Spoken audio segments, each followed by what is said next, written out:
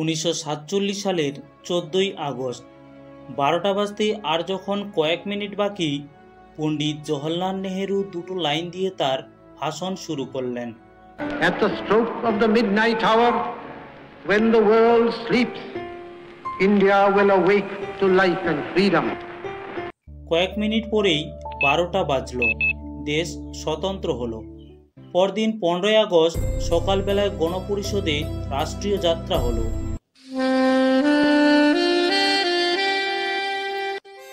সকাল 10:30 গণপরিষদে রাষ্ট্রীয় পতাকা উত্তোলন হলো।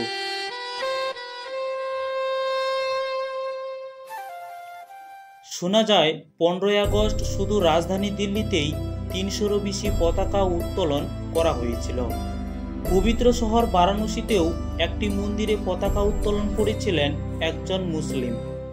স্বাধীনতার পর আইন করা হলো, ভারতের জাতীয় পতাকাটি তৈরি করার জন্য ব্যবহৃত হবে একমাত্র খাদি, আর অন্য উপাদানের পতাকা আকাশে উড়লে জরিমানা সহ 3 বছরের কারাদণ্ড হবে।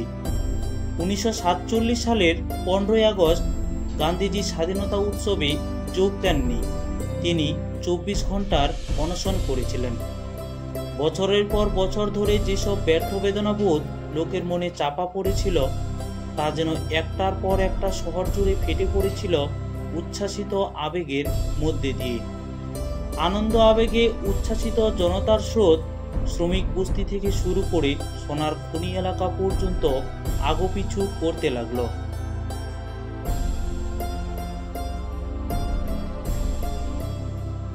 একদিন আগেও দেওয়ালে যেসব বিদেশি পতাকা টাঙানো ছিল, সেগুলোকে সরিয়ে সেই জায়গাগুলোতে দেশের পতাকা লাগানো হলো। বাড়িতে বাড়িতে, ভবনে ভবনে, গাড়িতে গাড়িতে, সাইকেলে সাইকেলে ভারতের জাতীয় পতাকা উড়িয়ে সবাই যেন দেশ জুড়ে স্বাধীনতা উৎসবের উদযাপন করতে লাগলো। সবার হাতে, এমনকি কোলে থাকা বাচ্চাদের হাতে পর্যন্ত দেশের পতাকা ধরিয়ে দেওয়া হলো। সন্ধ্যা 6টার সময় ইন্ডিয়া গেটে পতাকা উত্তোলন উৎসব উদযাপন করা হলো। সেদিন একদিকে যেমন চলছিল দীপমালা, নৌশভোজ ও আতশবাজি উৎসব, তেমনি আরেক দিকে চলছিল ভারত ভাগ, হিন্দু ও মুসলমানের দাঙ্গা উৎসব, চারিদিকের লোকের না খেতে পেয়ে মরে যাওয়ার উৎসব।